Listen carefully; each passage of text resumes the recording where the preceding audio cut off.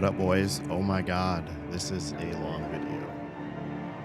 I don't know if we're gonna watch this whole fucking thing, dude. I might just cut around and talk about the things that I think are important.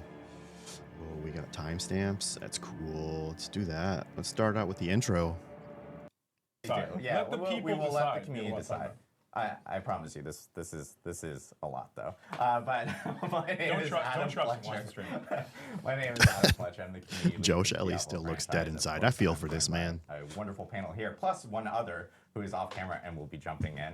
We have Charles Dunn, who's a game designer on Diablo 4, Mr. Joe Shelley, who is the game director of Diablo 4, and Mr. Joe Paipora, who's the associate game director of Diablo 4. Hello. And we will be joined by Adam Jackson. That's the dude who revealed the stash tab bullshit. I think people were really pissed off at him in Blizzard. We all laughed because it's really stupid. I'm pretty sure that's not the way they wanted it to be programmed. The lead class designer of Diablo 4 before we get to the class specific information that we're going to share today. Okay, I'm going to be real with you guys. I know about a couple of the changes. I have not watched this video. I heard that we can zoom out, which is a fucking massive W for me personally. I cannot stand how zoomed in this fucking game is. It's absolutely retarded to me, so I'm very much looking forward to that. The other things on my wish list are being able to point your skeletons in the direction you want them to fucking attack. Dare I say target a specific enemy? That would be fucking terrific. I would love that. What else was on my wish list? Zooming out. I hope the itemization is not dog shit. I have heard it was okay. I'd like to see for myself. I heard we're going to have some new crafting stuff, which is kind of exciting because there's no crafting in this game. It's salvage this and that's it. But I know Joe wanted to jump in, talk a little bit about some of the things we're going to be should turn it up a bit. Today, and then we will go through a plethora of I love a plethora changes of stuff coming to Diablo 4, and of course details about the first ever PTR public test realm. PTR is another D4, huge W. And for people who don't know, Finally, public test realm is how long have we like been telling them that they needed one? Server where players can actually end up playing early content and test that out and provide feedback to us. So we'll go through all the details on that as well. But Mr. Joe Shelley, I'm just looking at their faces. They all just look so defeated. Yeah, so I want to frame this update. This is Season 4 update. We're going to talk a lot about systems here. And I wanted to do a little bit of framing. When we think about Diablo, right? Diablo is an ARPG. Everybody knows what an ARPG is, right? It's an action role-playing game. But it's such a broad category, right? Oh, boy. You have lots of games that are I feel like excuses are coming. ARPGs. Like a game like Hollow Knight, for example, is an ARPG, but it's also a Metroidvania, right? Or a game like Hades, which is an ARPG, but it's also a roguelike. Or something like Elden Ring, which is an ARPG, but it's also Souls-like, right? Would I consider Hades an ARPG? I never really thought of it that way, but I suppose that it actually is. So when you think about what is Diablo and what is Diablo 4, you could call it a Diablo-like, sure. But another way to describe it would be as a systems ARPG, right? An SARPG. What? I'm already not liking this. A systems ARPG? Come on, man. What is this? And so what distinguishes this kind of game from those other games that are in the same space, that are all ARPGs, right? And it's really about when you're making decisions and what the most important decisions you're making are. The most important decisions in a game like this are the decisions you're making before combat, between combat. Decisions you make in combat are important too, but those are the ones that are the most important. Action combat, RPG elements, and systems are all foundational elements of any ARPG. But in a systems ARPG, the systems in particular, including the end game, itemization, things like crafting, those are what comprise the soul of the game. And they're the lifeblood of a game like Diablo 4, and they don't just have to be deep, but also lush, prolific, exciting. I hate to be rude, but spit it out, As many of Joe. you know, we've been designing this update for a while. We're putting it on the PTR because it's important, and it's important to get it right, like Adam was saying. We've only been And telling you to everything get you're a about PTR for that you'll hear half about a year. today is from that S part of the SARPG, the soul of it. Joe, Adam, and Charles are going to take you through the changes, all the changes in detail. And there are a lot. So sit back, grab a drink, get your React faces ready. Yeah, dude, I'm going to. Awesome. Well, appreciate it, Joe. So I know He what we looks want to so do first. We defeated. kind of have an agenda of items, but Joe, one thing cheer we do up, want to buddy. talk about really quickly is not about that bad. PTR. We do want to get some housekeeping notes and what players can expect from PTR, along with the dates for PTR, so when they can actually jump in. So Season 4 PTR is actually going to start on April 2nd, and it's actually going to run for a week through April 9th. So Okay. players will be able to jump into A week? PTR and I'd like for it to try be a everything little out longer, that but we'll go with we're a about week. to tell you all about here in this stream. Now, I know a lot of people are probably asking, like, hey, that seems pretty close to the end of Season 3. Is that enough time for you guys to actually react to Oh, no. the feedback that we're going to be getting from PTR? And I will note delaying? here that we do plan on actually extending Season 3 for this. So Season 3 is actually going to have a new end date. We're pushing it back a few weeks to ensure that we get all the feedback from this PTR and we apply it to Season 4 to make sure that all these new system changes that we're doing are Immediately, I feel defeated. On one hand, that's actually a good thing. It really is. They're going to take the time to do it right, extend the season to make the necessary changes that we all bitch about during the PTR. It seems like I can respect that. But after a list of L's from this fucking game, this just is another L, and it's a little bit disappointing. right and work for the community based off of everyone's feedback. So Season 3 is now going to end on May 14th. It's a W of course, and with an that, L. Season 4 also starts on May 14th. So there are some a few different changes coming on for the schedule. So you'll see that in-game message, which actually notes like when the season is actually ending, change today probably. This sucks for me because I'm not going to play another fucking second of Season 3. I guess what I could do is go back to the Eternal Realm and find the rest of my Lilith statues because I gave up on that too. I don't even know how many more I need to find, but I didn't get them all. With this new date for players so that, again, we can make sure that we apply all the feedback from PTR, which starts on April 2nd through April 9th. One other note is that, again, PTR itself is specifically for PC BattleNet only. So this just allows us to be a little bit more agile on our team. Does this mean that PTR is only going to be PC BattleNet only in the future? No, it doesn't. We are going to try to explore other ways of being able to bring PTR when we do have a PTR to players in the future. But for now, this one is PC BattleNet only. So, and we'll have instructions of how to actually get into the public. Look, console players, I respect you mostly, but for you to get a PTR just delays everything longer. You don't need a PTR. Let the people on PC get the PTR. You guys have to go through fucking so many certifications just to get a fucking server-side fucking patch. Please. PTR for PC only. Test Realm client on Diablo 4 through the PC BattleNet client next week when we actually have a full blog that will explain kind of all the details of how to do that well before the start of PTR in itself. But then there's other notes with PTR as well, because there's probably going to be a lot of questions of like, well, am I starting with like a level 1 character? Am I taking my existing Probably characters? get some kind of boost, I would Since imagine. PTR itself is a fresh new server, you will actually be starting fresh on PTR, but we do have boosting options available because we need players to actually jump in and test out some of these features that we're obviously in these system changes that we're doing specifically for PTR. So I think we actually have a slide, I believe. Speaking of which, I know I'm actually bringing the camera back to you me did with get some this. kind of Sorry. boost that just makes sense, right? I've seen a lot of feedback about, hey, you guys have a lot of slides. Sometimes the slides have a lot of information specifically in I don't mind them that we slides. need to actually show. Bring all the There might be a slides. lot of details in there. I will say we will have slides today. because there's a lot to share. But we also have a live build. So we will actually be going to the nice. live build to showcase some of the changes. Oh, wait, I knew just that. I seen the we meme know with the that crashing. A lot of players want to see more gameplay or see them in game. Which I can't wait to see. We do have that here today. Okay. Now we can go to the next one. So, slide. Instant so boost there to will be 100. PTR boosting features available Cool. for players that are jumping into PTR.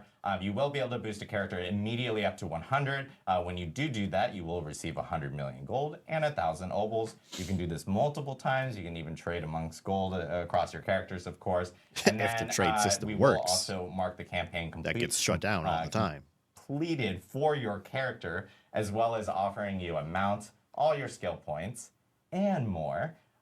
Skill points again. Okay, Paragon, okay. Fog of All War the will be Altar completely Liliths. cleared. Altar of Lilith points will also be cleared. It's actually going to match the renown progress on your original Random set Diablo of 4 rare account. So gear. if you I don't think that's a good idea. What if you get a fucking random set of fucking sorcerer gear and you're a fucking barbarian? I would like to think, anyway, that they would realize that and make sure you get the appropriate style of random gear. Who knows with these guys, though? already done all your renown rewards and everything, you'll end up getting that completely covered off on Class system character mechanics for completed. PTR. That's a And W. of course, all the class system mechanics, things like enchantment for sorcerer or like Book of the Dead stuff will be enabled for you for this character that you end up creating for PTO or any other characters that you create. And then all your Paragon glyphs will be unlocked, and legendary drop rates will be doubled. And I believe glyphs are also... Yeah, glyphs are maxed. Yeah, glyphs are also maxed. Glyphs are maxed. That's So you fucking will have awesome that, capability PTRW. there. There are like a few things that will be not present in PTR, but that is like, for example, one of the things is Codex of Power, but we'll explain why here in a minute. There's some more details related to Codex of Power for players to kind of I gotta start fast forwarding this. This is why a 2-hour that's video. not present there. So we will be accepting, of course, feedback What's wrong, girl? for the PTR across all our different social channels, across all our different community channels, and we will be turning on a specific PTR forum on Diablo4.com. That is not on right now, so no one can actually see it. But once that does come online, we will also be checking feedback there. So please provide feedback based off of everything that you are hearing today and playing through during PTR between those dates that we actually mentioned, because the team is going to be looking at it and making sure All that right, cool. we PTR make any news, changes yada, yada, yada. before, the Let's start go to the big... Quality of Here we items go. over quantity of items. So one of the persistent points of feedback that we've gotten since we've launched Diablo 4 last year was that a lot of the items that you find in dungeons and throughout the game, you end up just sifting through a lot of items, searching through your inventory, and reading a lot of lines of text. And ultimately, a lot of the items just end up being junk for you. Because they And are. that was They're never all really, trash. it never really felt great. And so with this update, that's been our driving, our number one goal is to focus on making sure that when we do give you items, they're high quality items, they're much more likely to be useful for your build, rather than just flooding you with endless streams of often junk items. The second goal we have here is that the best items in the game, the really pinnacle ones that you get at the end game, they have a journey associated with them. As I said before, you were kind of sifting through your inventory and looking for these items, but once you found it, once you found that perfect item, you were pretty much done. It was basically a complete item, and you're already done with the item. You've completed it. We think that the game is a lot more engaging when you have a bit of a journey, an investment, whether it be in time, crafting materials. I think the game's more fun when you're doing a dungeon. Let me rephrase that. I think the game is less fun when you're doing a dungeon, and while you're doing it, you know that, fuck, I'm just going to throw out a number, 85 to 95% of everything that drops is going to be nothing but salvage. I think that's boring. Now, I don't think you should run a dungeon and have like 100,000 legendary useful items drop for you either. That's too much. But as it is right now, and I hope they're going to get to this, a lot of the things that you have to do to even progress in this game are automatically boring as fuck because of the fucking loot itself. And you really get to customize and make items your own and make it feel like this is for me and my build and my character. Yeah, and feel that power progression too. It's Yeah, we don't absolutely feel that. experience. At least Yeah. I don't. Yeah. And the third goal that we have here is to focus on moments of surprise and delight in Yes, the thank you. itemization chase. That's a W. This leads to moments of, hey, I found the item. You get really excited about it. And you're just, you have these infrequent moments. It's not going to be all the time, but when you do find it, you're going to know it, you're going to feel it, you're going to be really excited about what just dropped. I love it. So with that, we have a number of topics within the itemization update. So the overview here is that we've got updates to existing systems, such as base items. Oh, that's updates. got to be the crafting We've got, stuff I heard a few about. additional updates that are kind of adjacent to the itemization system. We've got some updates to Codex of Power, which we sort of alluded to earlier, and I think those are going to be some really big wins. We also have some new systems being introduced here. We've got tempering, which is going to be a new customization system. Greater affixes, which help to provide some chase in the end game. These are going to be some of the most powerful items, ones that have greater affixes. And then once you do reach that end game with great gear, you're going to be able to masterwork it to really unlock its full potential and upgrade it to the best possible version that it can be. Ain't she pretty? So let's hop into some of the base item updates. So this is where we're going to focus on making a smaller pool of affixes that are more relevant and more potent for your specific build. We're getting rid of damage on Tuesdays? As I kind of mentioned earlier in the goals section, a lot of the affixes and stats that appeared on items, they were often very conditional, right? You had like damage while berserking or damage to close enemies or things that were hyper-specific and ultimately just were kind of meaningless in a lot of ways. They blended together. We're really in this rework, we're focusing on reducing that pool of affixes to be more general. They're more applicable to a lot of builds. They're not going to be this hyper-specific conditional, and they're going to be more potent. So some examples here, we've got ranks of a single core skill. Sometimes on gear, you would find items that have ranks of upheaval, ranks of whirlwind, and ranks of double swing, all on the same item. And almost no build wants all three of those things at once. So we've made it so that, hey, only one of these can appear. That makes just the subset of items that you find much more likely to be relevant for you. Okay, I like it. And in terms of like being more potent, we're looking at things like in World Tier 3, only sacred items are going to appear. And then once you get into World Tier 4, only ancestral, only those most powerful versions of items Are we will getting appear. a loot filter? This means you're just getting less junk, right? Can we Sometimes please you get a get loot filter? sacred items in World Tier 4, and that never felt great because, hey, I'm in World Tier 4, I should be getting the best items now.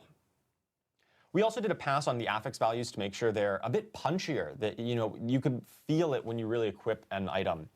This often was just some numerical tuning. In the past, you might get an item that said plus 2% critical strike chance, Lame. and honestly, it was hard to ever notice that. Yep. Or like plus 5% damage or something like that. And those really small values were just hard to ever notice when you're swapping it, and it never felt like you got to upgrade your gear. So let's take a look at some examples here. I would like upgrades to actually be So fucking upgrades. The other update is that we are reducing the total number of affixes on gear that initially drops. So legendary items used to drop with 4 affixes, 4 lines of stats. That's going down to 3. And then rare items, the yellow items, used to have up to 4, and now they'll just go down to 2. It looks a little cleaner. And yeah, so the goal here, once again, is to really focus on the quality of the affixes that appear on the gear rather than just the pure quantity. And this also gives us room to looking at build it on it. I really like, this looks so much better. Like, it's just cleaner. Like, there's not 2 lines per, excuse me, per stat, which is nice. Just make it cleaner, easier to read. I don't want to spend an hour looking at going through my entire inventory. Some of the later crafting and tempering systems. For shit that's completely you are useless. going to get more affixes, but the base item is going to start with a little bit less just so we have room to grow. one of the changes that we're making in response to this also, like we know that right now, like rare items are the items that players are using to trade in situations where you find like a really, really powerful template item. So you get a max roll helmet with CDR and such, right? Like there's a like The these are other still really Joe's important gone. for players. Did I So miss as part of that? this change, we are going to open up trading to allow legendary items and unique items to also be tradable in the starting in season 4. This is a big change for us. Now, one distinction here to keep people on, to let people keep this in mind, is that crafting on either of these items, whether you're going to be tempering or masterworking or anything else later on down the road, these things like enchanting does today, these make these items account bound. So you can't trade them once you get them after you've done some crafting on them. So we think this does a great job of making sure that the trade economy is still interesting, and that when you're looking for a specific item or an item is dropped for you that a friend can use, it's going to be a lot easier for you to go ahead and hand those things around now. Yeah, absolutely, and that's. By the way, I'm gonna know. Hi. Adam Jackson. Oh, yeah, Adam Jackson's not It's all here. right. Yeah. Trading is a big deal. Very important. I'm okay taking a back Literally seat. appeared for trading. Yeah. Appeared for trading. Yeah. Trading fairy. Okay. Yeah. Yeah, Anyways. yeah, absolutely. That's a very important note, and I know a lot of people might have saw this and thought, "Oh, rare items are now, how can I trade?" But now you can still be trading these legendary items that you find if they're useful for you, or you think they might be useful for a friend.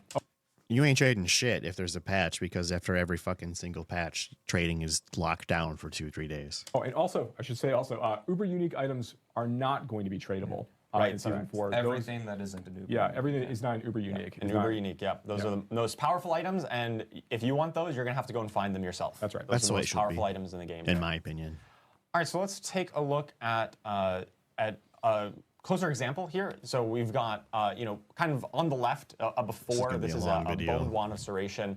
This was before our update. This is what you could currently get on live. And you can see how it's got, plus intelligence, vulnerable damage, damage to shadow damage over time affected enemies. That is a mouthful. That's Same with the fucking- lucky it's also hit, stupid. Chance to execute injured non-elites. These are the really hyper-specific affixes that we're talking about. That The lucky hit really, one's not so bad. The shadow bloat damage one is items, terrible. It takes a while to parse this. Like you just can't at a glance tell, hey, is this even good for me? Yeah, reading through a number of conditional additive damage modifiers is like when you're like item to item, it's just very, it is taxing. Especially when you really fill up your inventory with 30 plus of these items, trying to sort through them all at once when you just really want to get back into the action, right? You want to get back into fighting demons.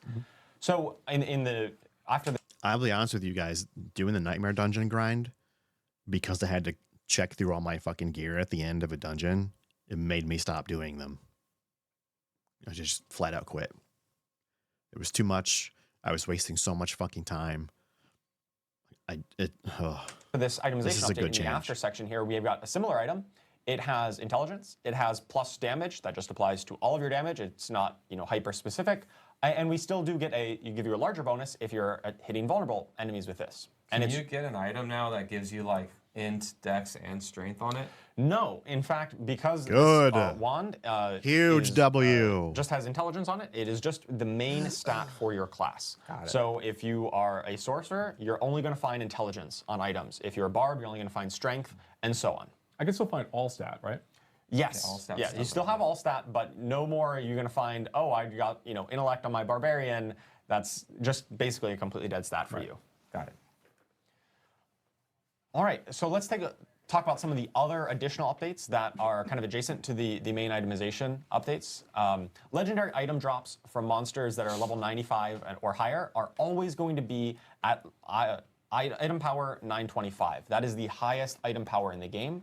And once you're really facing the toughest monsters in the game, we want to make sure that you're constantly getting the best possible items. This really comes back to our idea of quality over quantity. Once you're at this point of the game, baby. you don't really care about anything that isn't 925, so why are we dropping that for you, right? You're going to be kind of graduating out of caring about item power because you just know that everything I'm getting is the maximum item power. Next, we've done a pass to update our gems. They are a little bit simpler. Some of the gems used to have, once again, those very conditional things like critical strike damage to vulnerable enemies was like one stat on one gem. So we've kind of simplified Isn't it. it So also now we just different have depending on bonus which piece critical of gear strike you put damage it or in? bonus vulnerable damage. We've also added some updates to have core stats on them. So some of the gems will have strength, some will have dex, and so on. and they'll have a little bit of a longer Item crafting rerolling tail. gold They're cost a bit more capped. powerful at the top end, but they do require a bit more investment to really unlock that highest power level. And once you have all Forgotten the gems that Souls, you want, rare excess drop gems will now globally from sell for elites. quite a bit more gold. So that way you're not really going to waste once you have kind of found those best gems. This is all shit I've been saying Additionally, for a we've done long a pass time. on the salvage. But you've never heard it, crafting 'cause and I rewards didn't have make all been, videos for a retuned while. for this new world where we're dropping 9 less years. items than before. Once again, we're focusing on you have less time sorting through your inventory and more time getting back in the action, more time slaying enemies. That's the to most find important those thing. items. Yeah, there's much less cruft in this version of the feature. Ripley, Like, stop you're with not the walking ball, up a nightmare girl. dungeon with 25 items. You No. have to go and deal with it back at the Right. blacksmith. But the ones that you do have are much more likely to be relevant and useful to you when you do find them.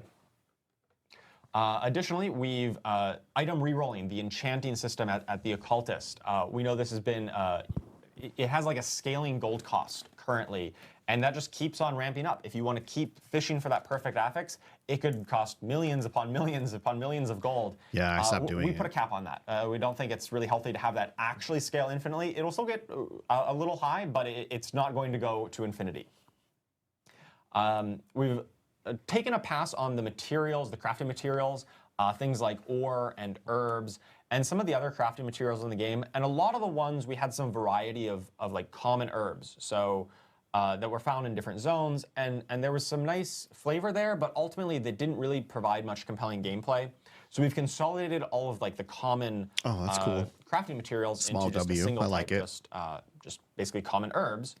And then there are still some rare ones to find to craft the most powerful elixirs and so on. But we've simplified that system so your collection is a little bit easier and more streamlined. Yeah, we also removed things like there's like a lot of monster parts like pale tongue and things like that have been removed as part of this experience. It's gonna make it a lot easier to craft elixirs in this new world. Absolutely. you know, Yeah, scroll through that sometimes tab, crafting so elixirs at Yeah, the beginning Yeah. of the material you season want is a to little bit craft difficult. with, yeah. Especially when they ultimately just fed towards that same goal. And then the final update we've got is updates to the Forgotten Souls, right? So the late game crafting material that you use for a lot of the enchanting or other crafting systems, we're making them a little bit more accessible. They'll come from Whispers of the Dead caches. I like this, and but they hopefully can also not rarely too drop accessible. globally from any elite in the game. And this is a really cool moment that you kind of have this jackpot moment. It's pretty rare when you kill elites, but there's a moment where you just get like this explosion of loot, and it spits out a ton of the Forgotten Souls or other loot or other crafting materials, and that's a really exciting moment. So wait, he said only when you kill elites. Does that mean elites only inside of a dungeon, or are we going to have actually a reason to go out into the overworld and look for elites to kill there too? Because in my opinion, right now, the overworld is fucking dead. Like, there's zero reason to be outside of a dungeon or anything unless you're traveling to another location. Like, I mean, exploring isn't... I don't know. I have mixed feelings about that, I suppose. When you encounter it in game, it's pretty rare, but you kind of hit the jackpot when that does happen. And for Forgotten Souls, that can happen outside of Helltide, right? Oh yeah, that can happen on literally any elite in the game. Okay, cool. So they just answered that. Awesome. Also, we're looking at updating our uniques. So unique items are, these really build-defining, flashy. Start dropping at unique 55. items, right? They are very powerful. Currently, they're locked behind just World Tier 3 and onward. They're really late-game items. And we thought that to really get you into the fun faster, to get your build online, we've made it so that many of our uniques in the game can now start dropping in World Tiers 1 and 2. So you can start getting them earlier on in the experience and really get your build going Seems much a bit quicker. early to me. And then once you do get into World Tier 3, then all of the uniques in the game have the potential to start dropping, including Uber uniques, which are typically those very late game chase items. There is a chance that monsters starting at level 55 drop these Uber uniques. It's a pretty small chance. It's very rare, but it's one of those moments that you're going to find, if you're really lucky, you might find a Harlequin's Crest. Yeah, So maybe it's just like a holy shit kind of moment. Like, it's that rare. you'll At remember level that. 55. You'll remember that playthrough for sure. Oh, you definitely will, right? And of course, they'll drop. I was gonna say, kind of going Yeah. back to our goals of the itemization update in general, is that like at any time something really exciting can happen, right? That's the main impetus for doing this, is that even early on in the game, you can get the main thing that you're looking for. These It's are gonna all be very really good rare, changes. It's not very common, but it's so far. possible. and even some of our other updates coming that you're going to explain is kind of going along that vein, right? Absolutely. I was very negative coming into we this. want you to have the That's chance kind of eased to up. really have that high roll moment, a really exciting moment when you find that awesome loot. That covers the additional updates. We've got where should I fast forward to talk about the Codex of Power. Right. So the Codex of Power is a system that has been I'm gonna in end the up game watching this whole fucking since thing. launch, and we're making a big update here, where now all legendary aspects in the game will start appearing in the Codex of Power. Every single one. Previously, it was just a small subset. And I believe we even have some in-game footage that we can talk and go through an example I of what this understand looks what like. you're Yeah, we'll jump over to it. We have behind the scenes. We actually have footage Ruben, looks like aka shit. Bloodshed, former content creator, now part of the Blizzard team. here on Bloodshed's Diablo. playing? He's Oh, actually dude. driving Remember, us he through played our build here, but D3, he will be, boys. driving through all our little demos that we have today. So Yeah. Awesome. Yeah, so you can see in I our miss his inventory videos, to right be now, honest we've with got Edgemaster's Siege Bloodshed's Bow. a cool guy. And this has a little icon on it in the upper right in your inventory there. And that indicates that if you salvage this legendary, it will upgrade an aspect in the Codex of Power when you salvage it. That's right. So you know Upgrade? As in increased power? Did I hear that correctly?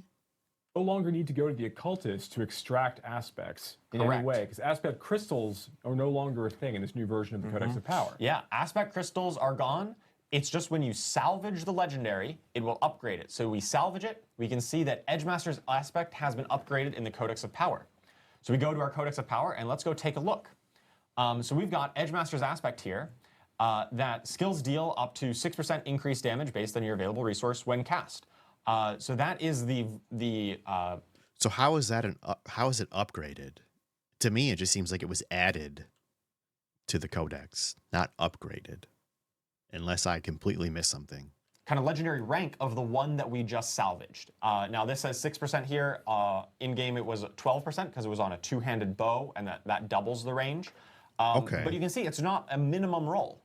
Right now on live Diablo 4, it's always just a minimum roll, and so once you find something better, a better aspect crystal, the codex is kind of irrelevant. Now the codex will continue being relevant because every time you find a higher roll of it, it's going to upgrade your codex, and you can continually re-imprint this legendary power onto any gear that you find going forward. That's right. So if Ruben finds a 10% roll, on something else, then that is now he can go ahead and salvage that item down. That 10% version is now going to replace the 6% version he has right now, and that's the new version that you have. So when we're talking about upgrading, what we really mean is like as you find the better versions of these aspects, they replace the older ones. Now every time you decide you want to imprint the Codex of Power, that's going to be the version that you get from that point forward. So if you find a love max roll that. the first time, are you just super lucky? You have it forever? You are super lucky, and you would have that forever. Yes, you can continually imprint it. However, the ranks of legendaries, you won't be able to find a max roll of these legendaries in World Tiers 1 and 2 when you're just starting out your journey. We Fair. have extended the range, so a lot of legendaries used to say, hypothetically, if a legendary rolled between 20% and 30%, now we've extended that range from 20 to 35%. But those like 30 to 35%, the highest range, the most powerful versions, those are only going to be accessible in World Tier 4 in the later games. So I this think it should be does that give you a way. bit more of progression. So you can find it early and you can upgrade it, but then you're going to find even better versions as you progress through the World Tiers.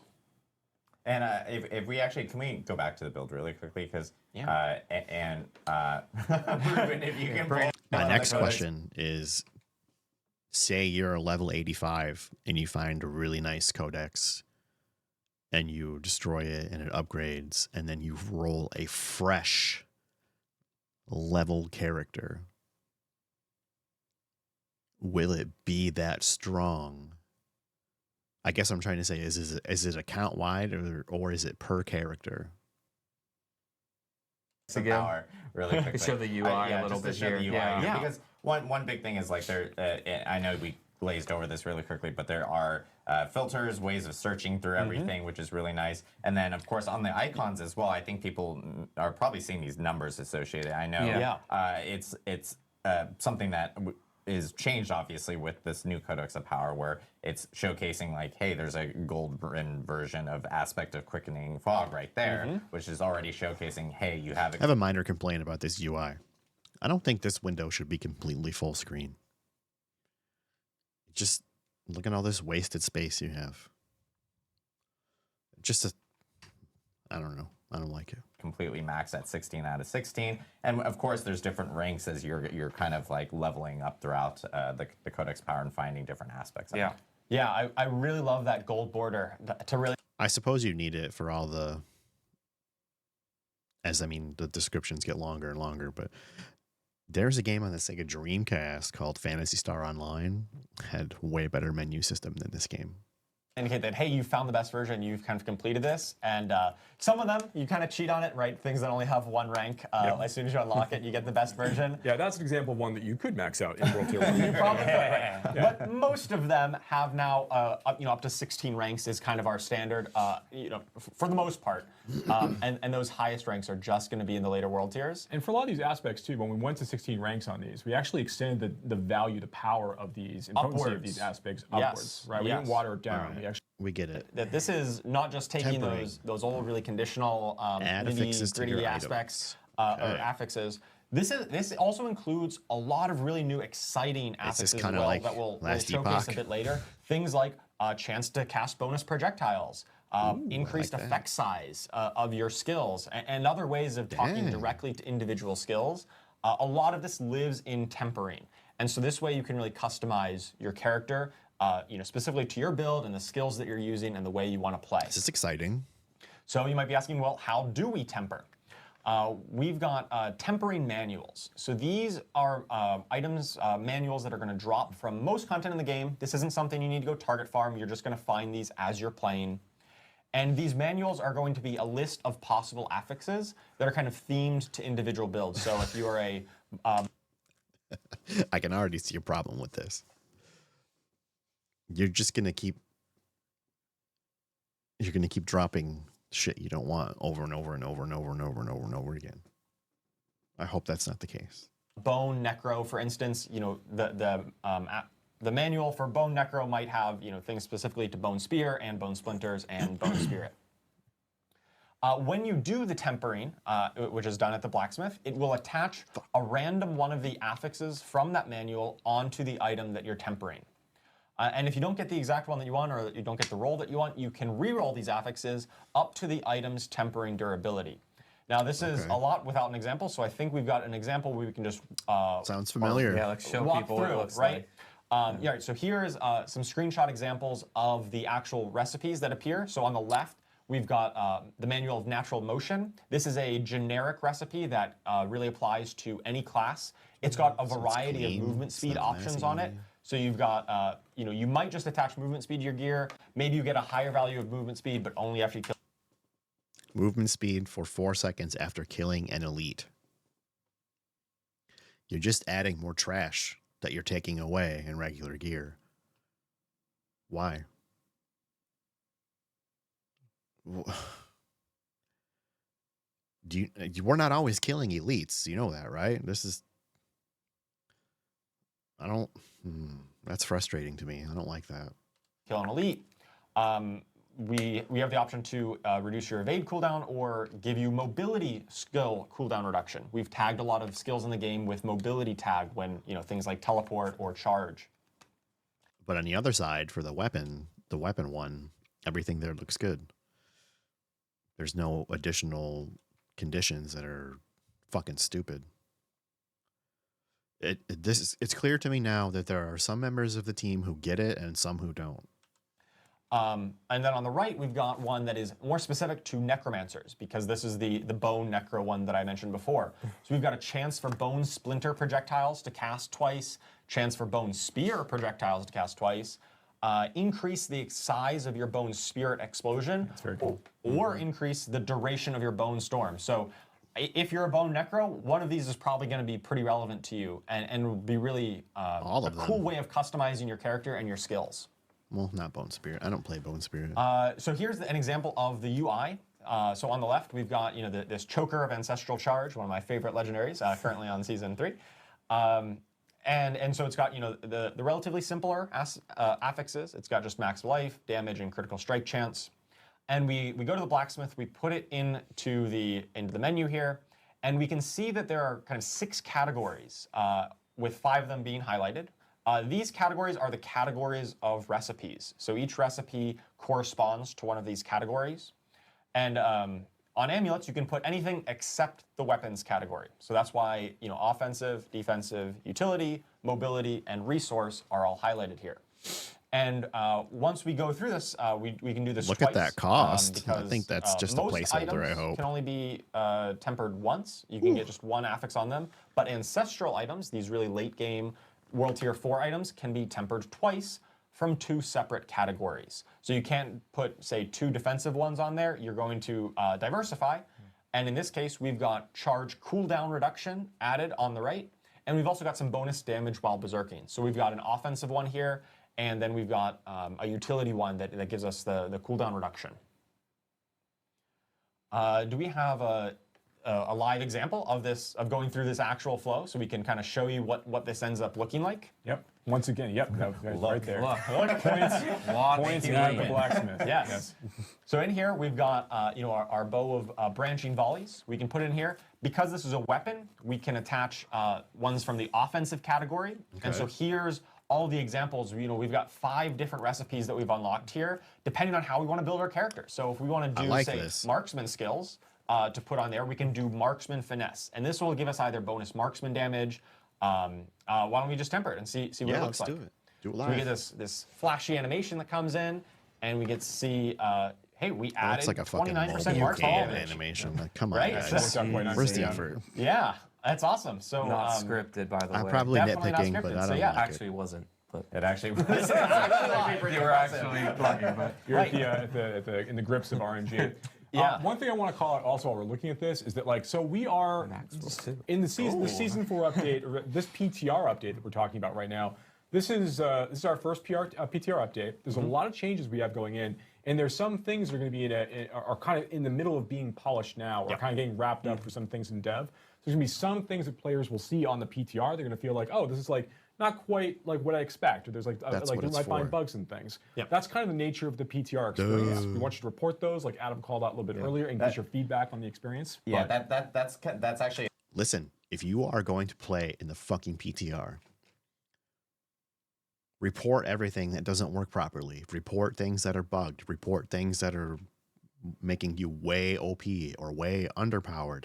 Report them. That's what it's for. If you don't report it, they don't fucking know about it, and it doesn't get changed. I see too many people who play PTRs or demos or betas, and they don't report shit that they don't like or a bug that shouldn't happen. You have to report it. This is what the fuck it is for. Do your job. Yeah. So there will I will be reporting shit. Anything that I see that I don't like. And that's not me being an entitled dick face. That's me using the PTR for what it's for. be bugs, polish things that won't be incorporated. So yes, provide feedback on all those things so that we can actually provide hear the those feedback. and make Don't be changes lazy. for those. But if we throw back to Ruben real quick, the thing I wanted to point out was when the masterwork, when the tempering process went through, so you got 28% for the that marksman damage, but the item itself got a slightly different number. There's just a bug that we've identified that we're in the middle of fixing right now. Right, that's just a display bug, but this is one of the things that we're working on, we're aware of, and going to polish up because that's the nature of game development. Just for the eagle-eyed among the viewers. Yes. Yeah, this It's is the thing. nature of game development All right, when so your team is so a few huge. other things to call out here. Let's actually close this menu and then take a look at when it's in there. We can talk about tempering durability a little bit. So you can see when this is in here, we've got tempered affixes, 1 out of 2, because this is an ancestral item. just you can kinda temper like, it twice last from 2 Depop. different categories. So you're going to be able to put one weapon. You can only and one change a offensive piece of on gear there. so many times before And then you're there's this not allowed to tempering change it durability anymore. remaining. So this is how many times you can re-roll the tempered affixes. The first ones that you attach should not be consuming tempering durability. I think this one might have one of those bugs where it did consume it, but ultimately this is going to be the number of times you can re-roll. Yeah. Yeah. We're actually going to update this. I think it's going to literally be called tempering re-rolls. Re-roll. Yeah, Okay. to make it really, really clear. Yeah. Yeah. This is the kind of things that Please make it we're really actually clear, working 'cause on, some and people we'd love need your that. feedback on to make sure that we can get this right and really communicate the way the system works. So we've attached an offensive affix onto this. Let's take a look at some of the weapon ones that we can attach on. So here we've got ones that not Is that where it crashed? Yes. well, Live build. Yeah, live Bum, build. bum, indeed. ba, Live build. bum. Well, so we can talk through what would have happened Yeah. there. Yeah. Right, so when you would attach the weapon category, those are often the ones that are the more, I would say more interesting, right? The bonus projectiles, the bonus effect size. Yeah, that was it was the weapon category that had a chance to create different, like multiple bonus pointers. Do you think Yes, they were like shitting their pants? Yeah. Yeah, that's it. Oh my God, we're gonna get fucking So there we blasted. would attach one of those. You know, maybe Nah, we man, get that a happens. Come chance for on, cut rapid 'em a fire break. projectiles to fire an extra time. And then when we do that, you know, maybe, we actually want to play a penetrating shot build, right? Or maybe rapid fire is not that great. We could consume one of the tempering durabilities to re-roll that and try to get that It's that still bonus awesome, rapid fire though. projectile ones that we want. At least people now believe it's live. People still think we weren't doing it live. Looking at it.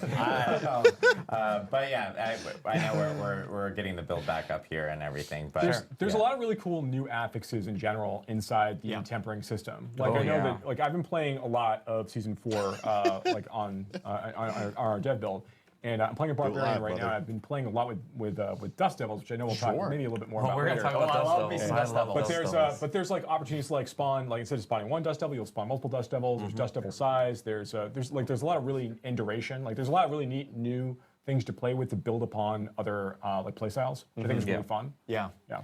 Yeah, that's really the goal of tempering is customization and really cool new ways of building your character. That's not just plus damage. There is still some bonus damage as you still need to in order to actually do probably- damage. we've There's a heard lot of this, ways you right? can customize your skills. Greater and affixes. I think that goes great into our next point where we talk about greater affixes. Yeah. So greater affixes are affixes that appear in the Masterworking late game. changes. They are more powerful versions of the normal affixes. So they come at a 1.5x multiplier on the affixes max roll. So let's say a hypothetical affix might come between like 50 to 100 of a stat. If it rolls greater, then you actually get 150 of that 50 stat minutes instead. here. Instead of the roll, it always comes in at max. So it comes in at that 150 mark. These are really exciting drops when you get into the late game. They're going to be immediately obvious whenever they drop on the ground. They're going to have a little change to the UI, so you can see it right away, and you know, hey, What's it that look one like? has greater affixes on it. And that's going to be ones that you're really going to want to pick up and make sure that you take a look at, and then you really want to build off of because they're some of the strongest affixes in the game.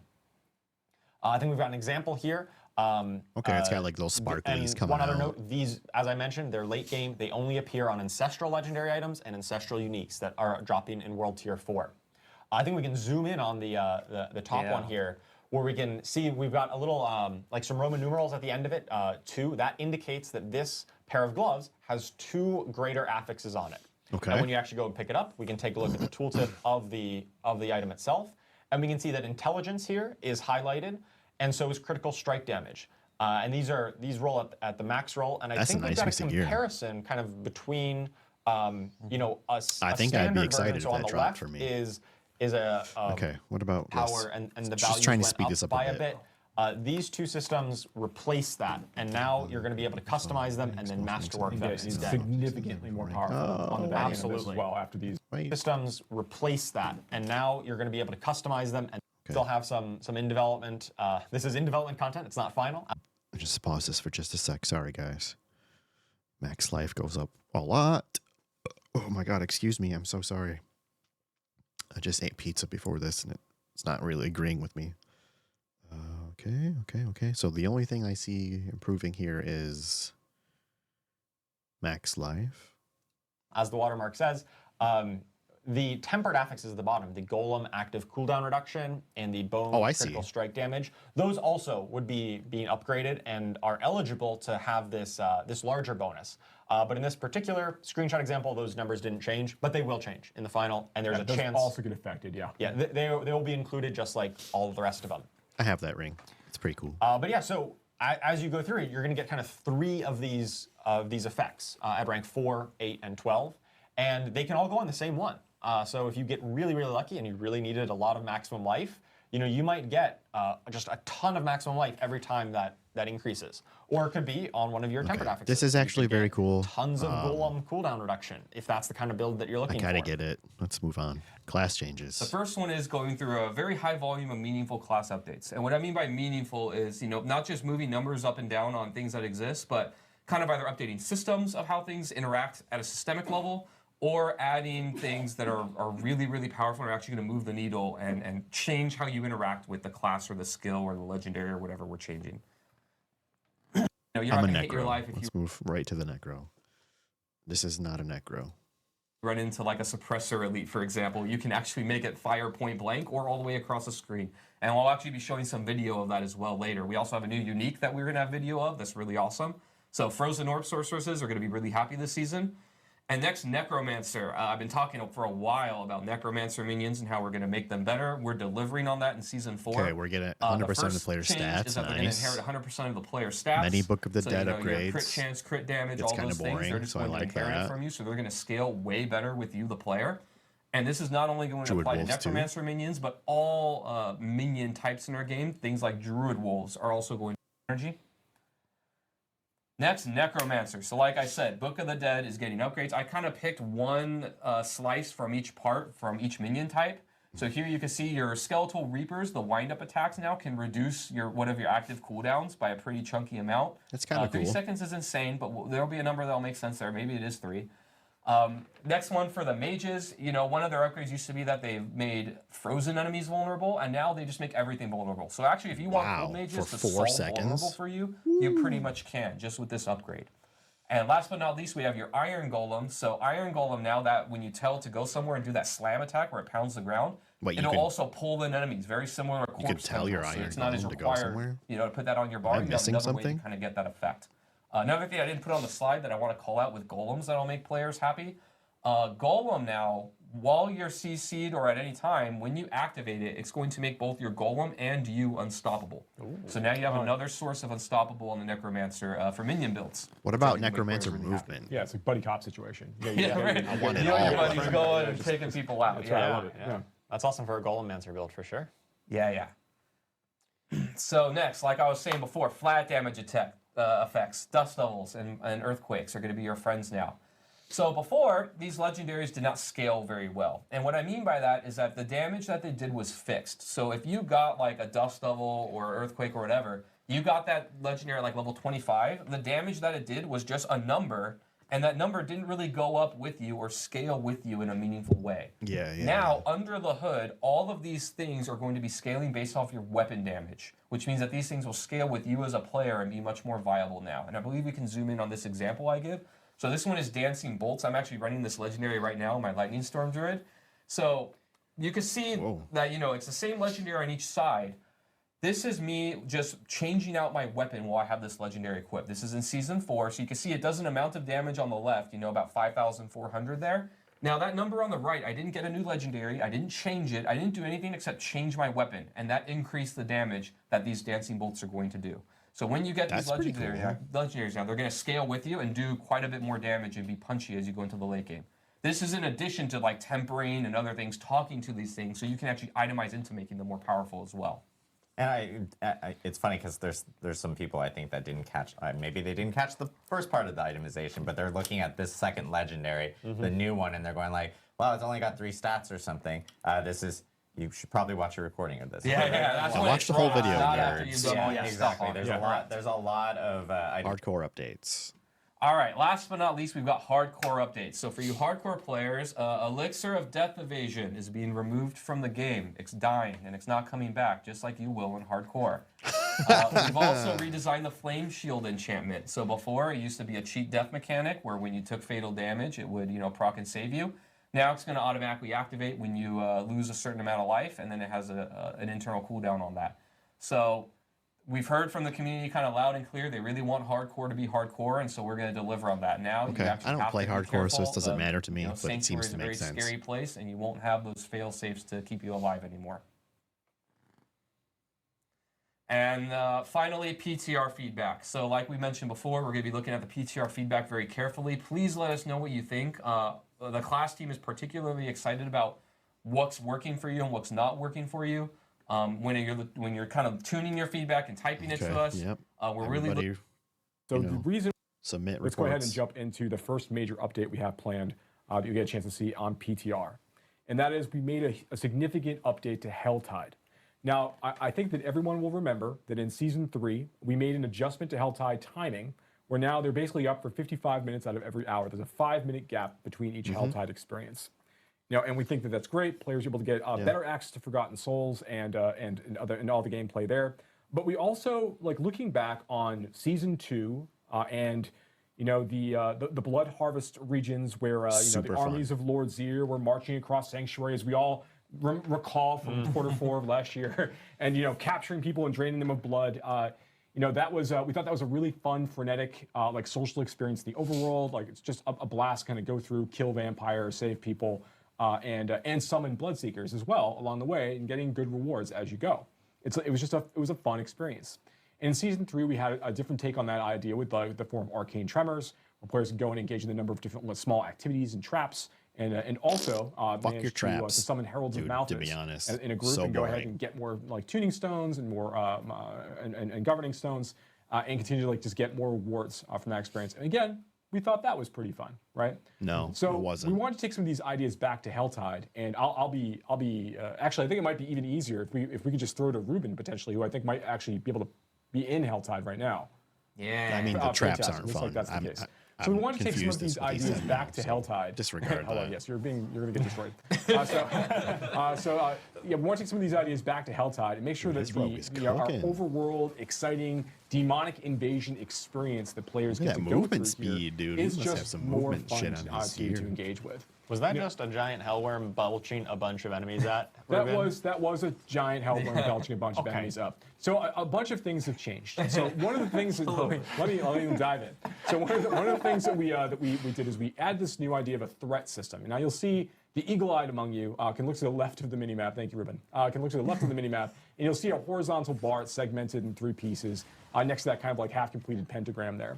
I'm so happy that Bloodshed works for Blizzard now. He's a good fucking dude. Slowly growing their threat over the course of the experience, and as they do that, they're going to find like more like ambushes. They're going to find more creatures coming and trying to kill them as they kind of like roll through the space. And they're gaining threat by doing anything. If they're opening tortured gifts, if they are killing regular monsters and elites, they're always earning more threat for the things that they do. The armies of hell are paying more attention.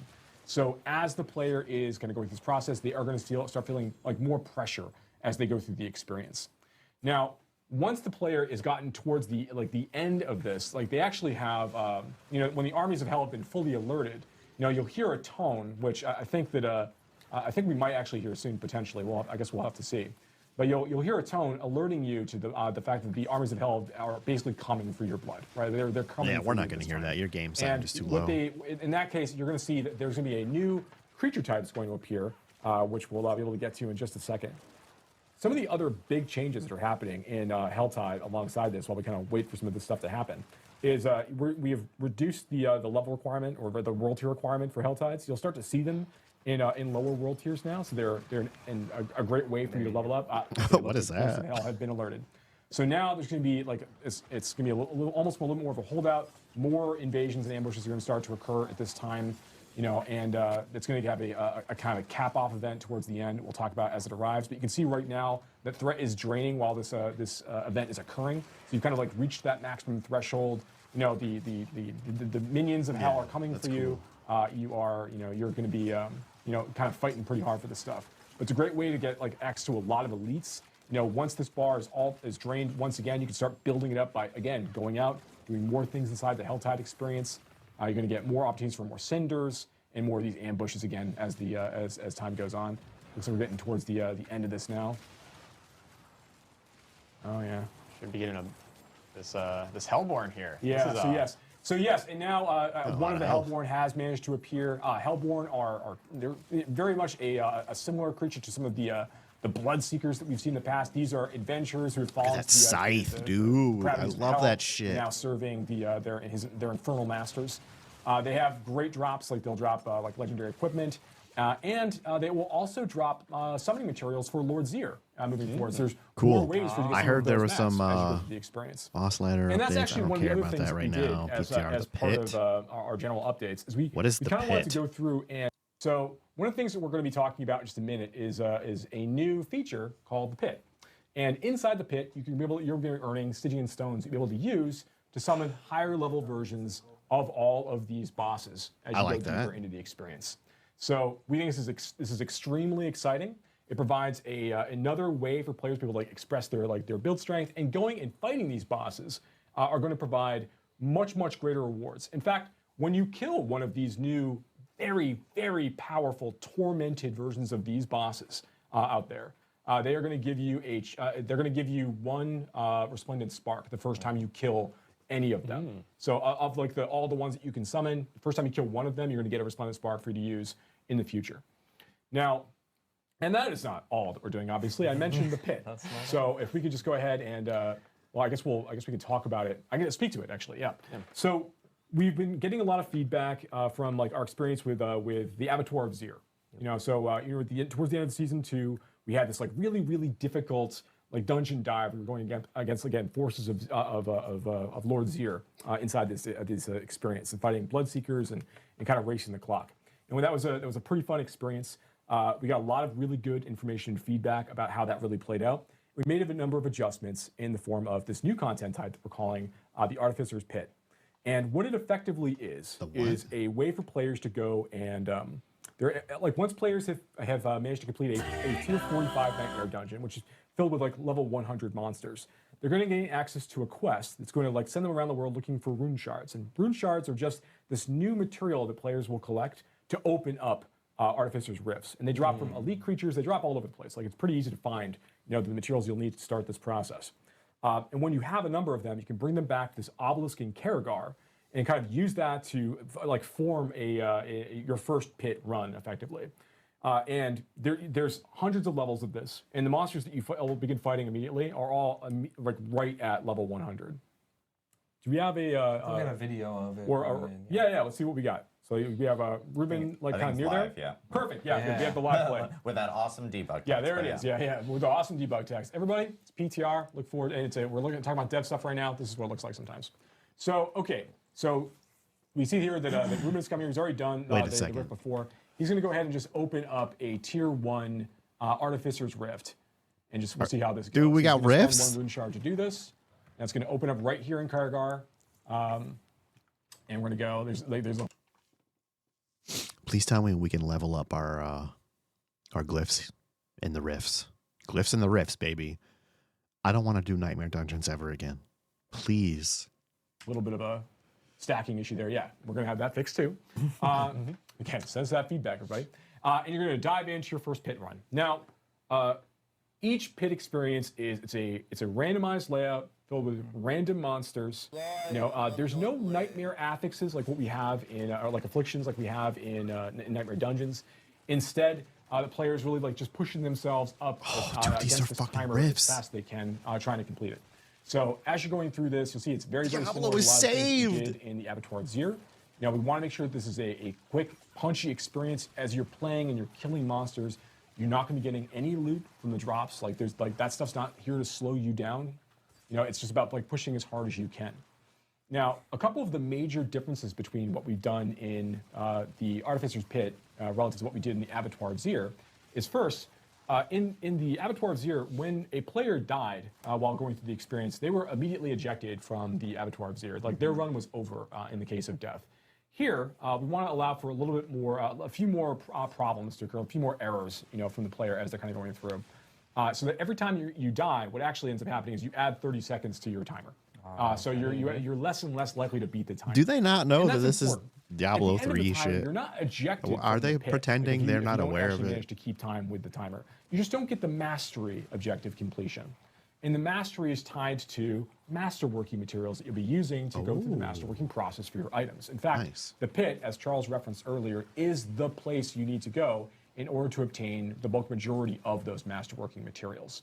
So while you can get to the end of the experience and you will get... Okay, so now that we have to go in here to get those materials, it's even more important that we can level up glyphs in here and not Nightmare Dungeons. Otherwise, our time is going to be split in too many different places, and I think that's an issue. Rewards for having defeated the boss by the end of a pit run if you don't manage to finish with the timer in mind.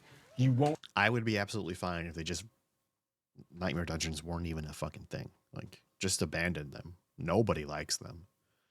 I shouldn't say nobody, but a majority of the player base does not like them. They're boring. Just, I'd rather do this for Glyph XP. Don't get access to those materials. So why is this? So one of the things we recognize that we think is very unique to Diablo and to SARPGs in general is that a lot of times players are making like efficiency bets about how they choose to engage with content. They're deciding, okay, I can kill monsters of this level fairly easily and without much risk. How much further beyond this level can I push in order to maximize the rewards I'm getting from the runs that I'm doing, and while also like maintaining good cadence and like managing my risk? And that's kind of like that fun sweet spot that we think works really, really well. You know, AOZ was meant to like tap into a little bit of this, but it was also AOZ was designed to be an extraordinarily challenging piece of content from the get-go. Here, AOZ was a starts beta in a for somewhat this. more reasonable place. I think we understand that, like, you know, tier 45 Nightmare Dungeons are not, you know, the most challenging content in the entirety of the game. It goes up much higher than that. It is. And the pit It's goes as actually well. the most challenging content in the game because it is so boring. As the pick can go like well past tier 100, so you can be fighting level 200 monsters, level 250 monsters as you go deeper and deeper into the experience. So, okay, it looks like Ruben's making pretty good time rolling through this. I think we saw earlier that Ruben actually like jumped into a portal to move to a different area. Yeah, he did. Yeah, you can't finish an entire pit run inside like that first area. You kind of are expected to like move on, but you also don't need to kill everything in either of these areas either. There's a good amount of creatures in both spaces for you to kind of like make up the time that you need. Sure. He's making pretty good time here though. Okay. So the idea is to try and find that level in the pit where you can go pretty efficiently and quickly, but where you're pushing hard so you can get better rewards. Got it. Right. Guardian's Okay. So Lair. Ruben did a great job, Ruben. So you managed to do it. Okay. Let's not get too excited. All right. So now he's gonna go and he's gonna fight the boss Ruben. in just a moment. Now the second thing that's different about the pit. It's not Pit Lord. Holy shit. You start to see it a little bit. Yeah. There's different from what we've done. It's in, not the in Pit LOZ Lord. in the past. Is that occasionally during a pit run, you're going to be confronted by another major boss or villain that you've seen. Like, you'll see their echo occasionally appear just for a moment to perform a big attack, big sweeping attack, or that you're going to have to like avoid or deal with while you're dealing That's with cool. the boss you're already fighting. And this is happening throughout the duration of the pit as well. You know, and as you go deeper, you'll see this occasionally a little more frequently at the same time.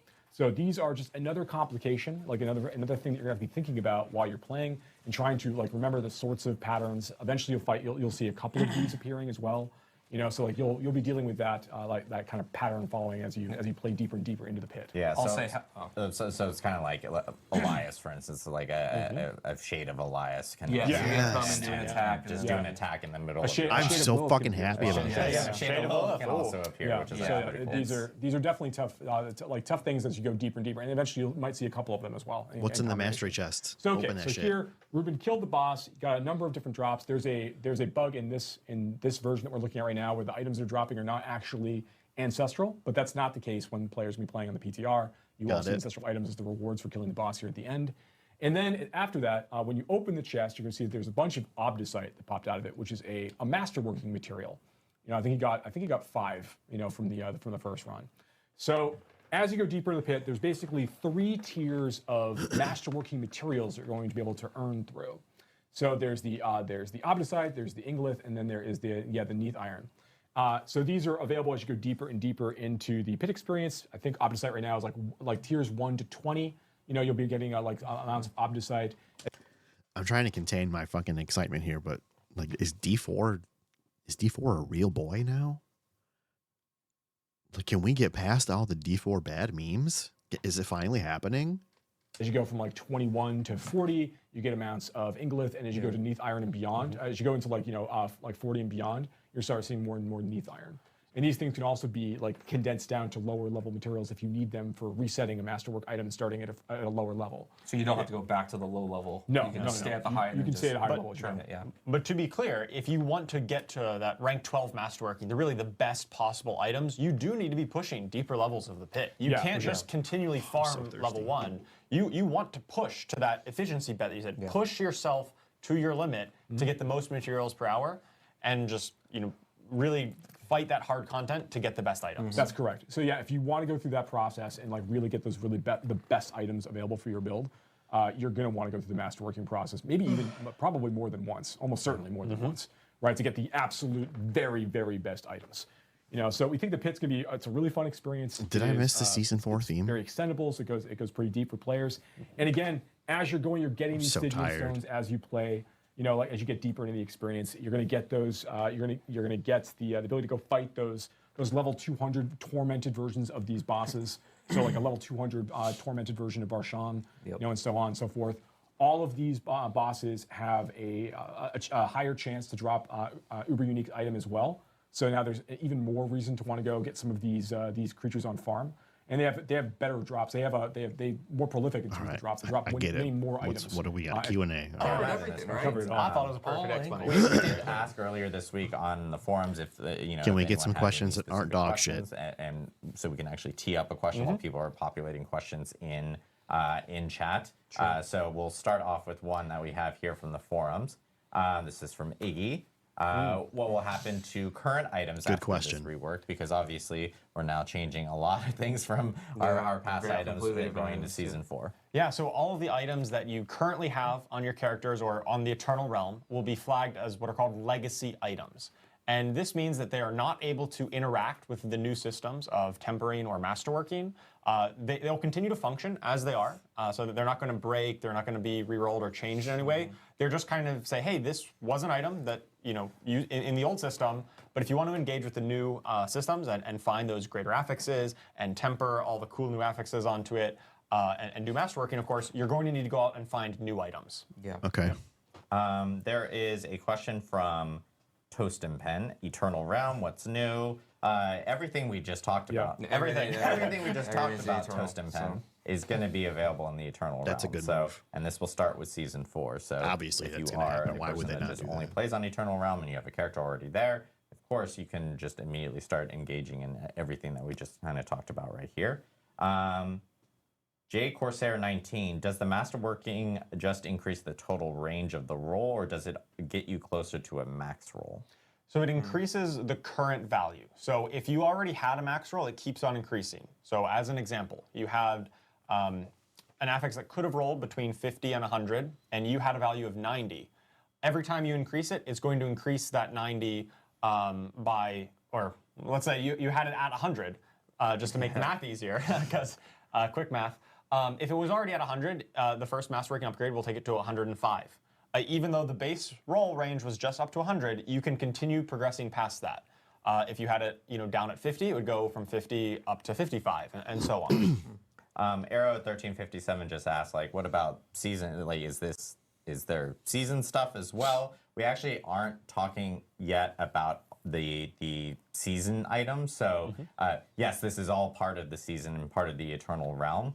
But we do have there are some things that we haven't talked about regarding Season 4 that we will be talking about here in the future. The bulk effort for the team has really been spent on trying to ensure that this update is really meaty and all inclusive. Like when I've talked before about, the Season 2 updates where we talk about vulnerability damage and the many changes we have to make to kind of get that into a better spot for the players overall.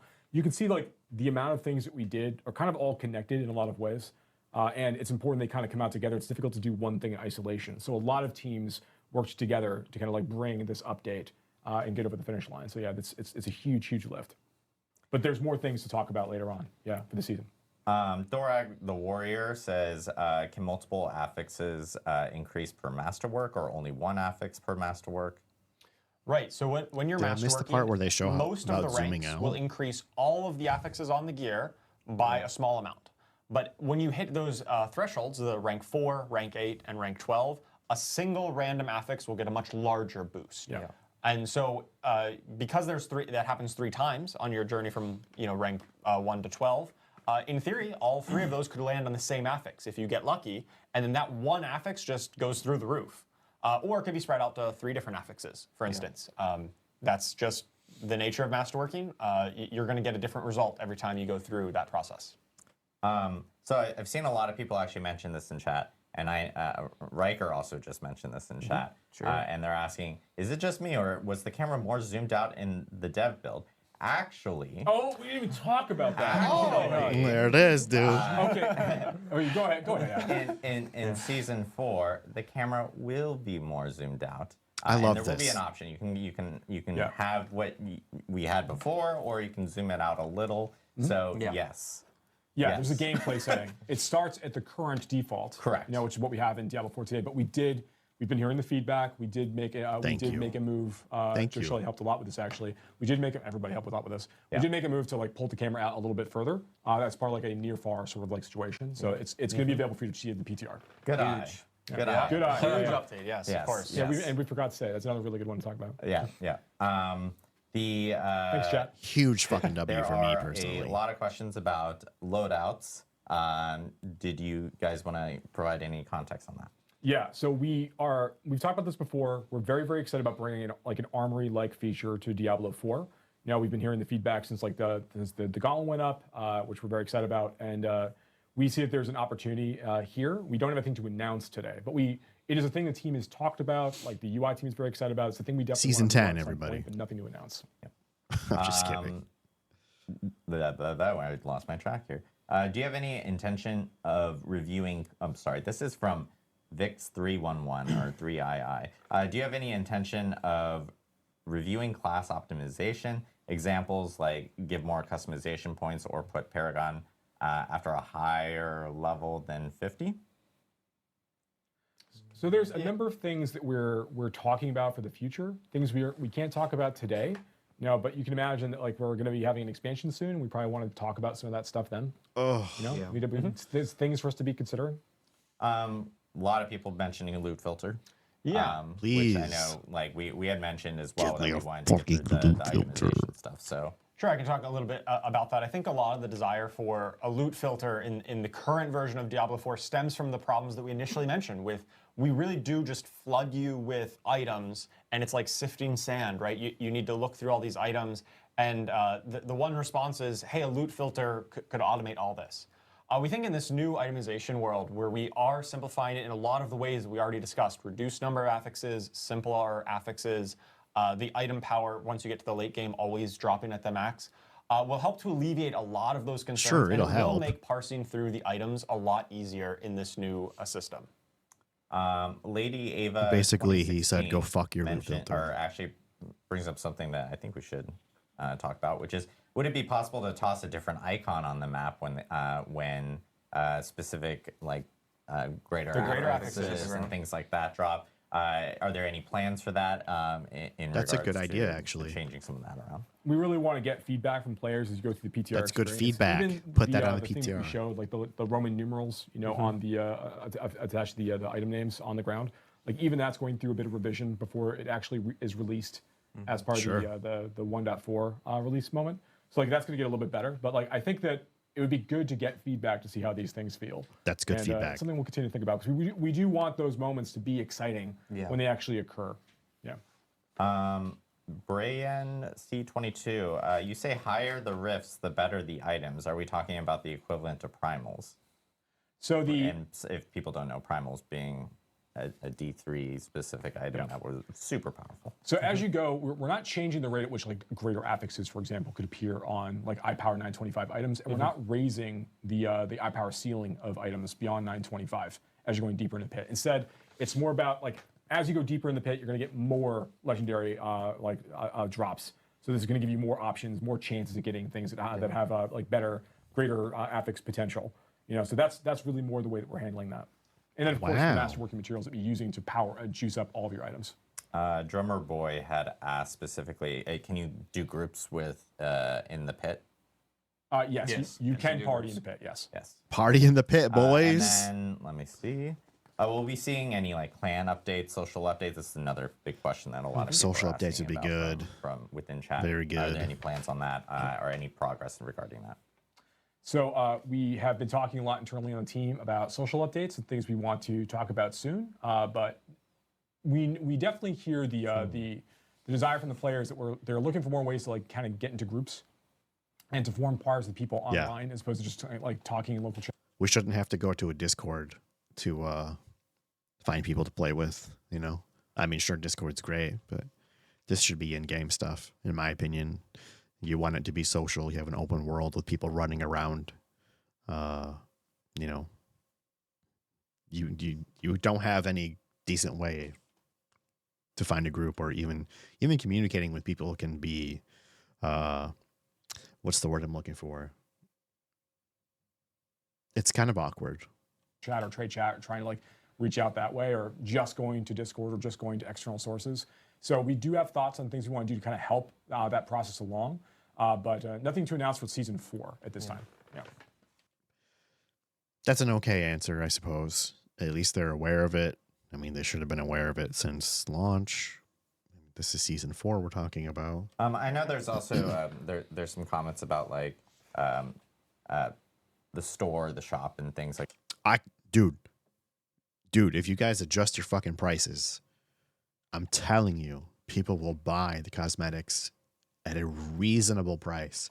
I bought the Invincible horse, and I'm so fucking ashamed to admit it, but I had to, because I farmed Invincible and WoW for so fucking long, and one day it finally dropped for me, and it was a very exciting time. I think I have it on video. Maybe I'll post that. I was so excited, and when I seen it in Diablo 4, I have to admit this, and I am not happy about it. I impulse bought it immediately. Like that with related to items. There's actually, I know last time we had a campfire chat, I had mentioned like, hey, our team that focuses on like the product team has been taking in a lot of feedback. Your product team, respectfully, are morons. The prices of the shop are so bad. There's actually going to be some changes here coming really soon that will be offering up new opportunities for people to use some of the platinum that they may have obtained in the battle pass for some really cool looking sets and stuff or cosmetics Portals for their character. And we're also, I believe, taking the and retroactively changing that portal pack. Yeah. And I think it was actually locked per class. So if you were like a necromancer, you could only use one of the colors. That is changing. I did not know that. That makes the price of it even worse. Considerably worse. Here in the future, where you'll be able to use it. There's no discrimination amongst portal So colors. stupid. You will be able to choose exactly what you want. And you know, I will say there's going to be some more significant changes. I know coming with the store that team has been taking in a lot of feedback. So players will be able to see more related to that here soon. Let me see if I can get any more questions. Castordiff says, any PvP news, balance, new Fuck rewards? PvP. This is an ARPG, Nothing bro. else on PvP right now. The focus of this update has been predominantly on the core underpinnings of our. You're playing an ARPG for fucking PvP. Your whole life is incorrect. Like our SARPG experience, trying to make sure that it feels like there's a really exciting gear chase for players to pursue once they get to a certain level of power. That we have done a lot, like what Charles talked about, like condensing down a lot of our affixes to make items just feel more engaging in general. Going through all of our various classes, trying to open up a lot of new build opportunities. So it's kind of like what we're really trying to do here is respond to a lot of the really, really big major feedback we've been hearing, honestly, since launch, and try to like get a good, big, sizable update for players to go and engage with there. But we didn't spend time in features like PvP, you know, and because that would distract us from what we're really trying to focus on at the time instead. PvP is a dingleberry on your asshole after you wipe your ass from a huge shit. The most important part already happened. Now we're cleaning up the little tiny specks. PvP in an ARPG is just stupid. They included it for the people who wanted it. It does not need to. No time needs to be spent on it. No balancing needs to be centered around PvP in an ARPG. Please don't fucking start doing this shit. It already ruined WoW. Fuck off. Sorry. If you don't like it, go watch somebody else. PvP does not belong here. It's in the game right now, and it should just be left the fuck alone.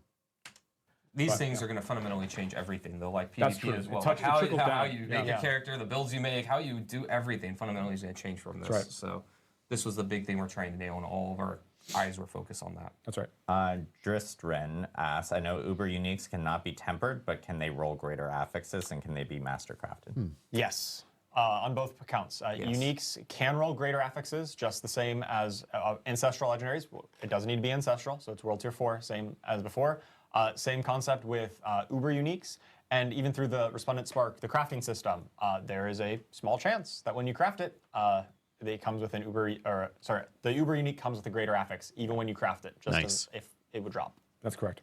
All right, I'm going to do one last question. This is from GGI 101. Will the aspect changes also apply to alternate characters? Do I need to level up my aspects on alternate characters, for example?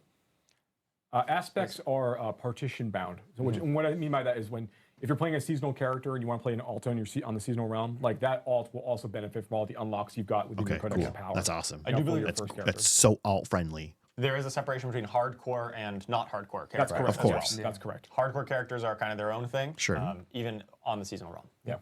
Awesome. Nice shirt, by the way, buddy. A I lot like of that. info delivered in this this campfire chat. Yeah. Probably the most info we've ever delivered in any. Is that it? Did we Campfire get chat through or the whole even thing? Developer update live stream, but it's important stuff because obviously with season 4, we have a PTR coming up. For those that may have missed it, it will be on Get in the April PTR, 2nd through boys. April 9th, and it'll be on PC Battle.net only. So This is our chance. Finally, we have a PTR. We've all been asking for it. Get in it. Leave feedback. It's so important. players who want to help test things out, provide feedback, please do so. We'll be checking all our, our social channels, Reddit, the forums. The forums will actually have a new separate PTR forum available there. This also does mean season 3 is going to be extended because we want to make sure That's we the grab L all here, the but- feedback from this PTR and all the feedback from the community, and we have enough time to actually implement that for season 4. So It's an important L. Season 3 is going to be extended to May 14th. Season 4, of course, will start on May 14th as well. And we'll be coming out with more information on what Season 4 is specifically. And all the details that we actually talked about here today will be in a very extensive blog along with all the patch notes of all the small things like the class changes that Adam actually wasn't able to get through. Small changes, but small. Will be in those patch notes as well. And we still actually do have another update that will be coming out next week for Diablo 4. And this one has actually been long awaited because this ray one does tracing shit. include some big quality features on the graphics side for D4. And we will have a blog that will be talking about it. As you guys know, ray tracing is coming to D4, and that'll be hitting next week on March 26th. I mean, that's cool, but I've seen the videos that you can't even tell the difference. Maybe if you've got a rig for it, you can totally turn up all your graphical settings, get ray I got the tracing with rig, D4. And we'll also be talking about how console players will also be able to take advantage of it in our blog next week. So lots of stuff coming down. And lots to talk about. Again, next week we'll have all the information on blog and patch notes. But thanks again. Okay, so I think that's the end. They're ready to close it out. I have to say, I came into this being very negative. I was not expecting much. I was very unoptimistic. This excites me. I think Diablo 4 can be a great game. I've always believed it could be a great game. This is a great fucking change. Lots of changes, lots of great changes. Zooming out for me is probably the most exciting one, but it's not the most useful one. I think the itemization optimizations, say that a few times quickly, it looks good. Hopefully it launches properly and there's no major bugs, game-breaking bullshit. I do think there's room for even more improvement on it. We can talk about that in a later video. The store stuff. Well, let's back up. All the crafting shit looks cool. It'll give you so much more things to do. So many more things to do. Rifts. Holy God, I'm excited to see rifts, even though they don't call it a rift. It's a fucking rift. Good stuff. I'm very much looking forward to these changes. I cannot wait for them. It sucks that season 3 is getting extended because it's so fucking boring and I'm not going to fucking touch it. But at the same time, I think it is necessary for them to delay it. And I think that is actually a good move, even though it does suck. Like you said, you want to get all the time you can to get all the feedback you can and, make adjustments as needed. And if they need to delay it, then they should.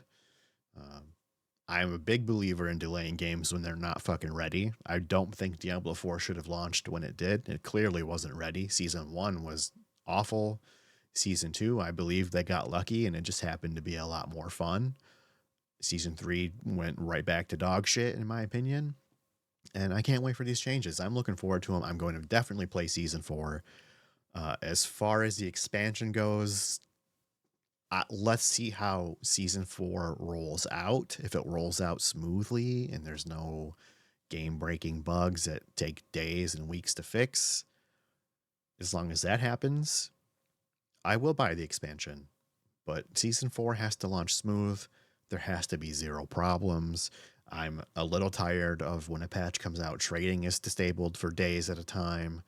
That needs to stop. But I have a feeling now that the PTR is a thing, that kind of stuff won't happen anymore.